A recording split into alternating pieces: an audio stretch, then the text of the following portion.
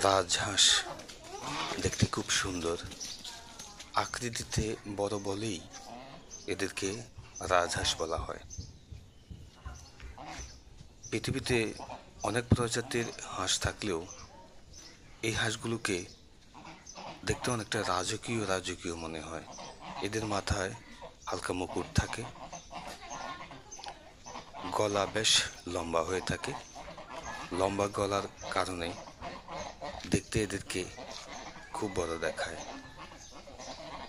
রাজহাঁস দল বেঁধে চলতে ভালোবাসে। অপরিচিত মানুষ দেখলে কখনো কখনো তাড়া করে। এই হাঁসগুলো একবার ডিম দিতে গিয়ে 8টি পর্যন্ত ডিম দিতে পারে।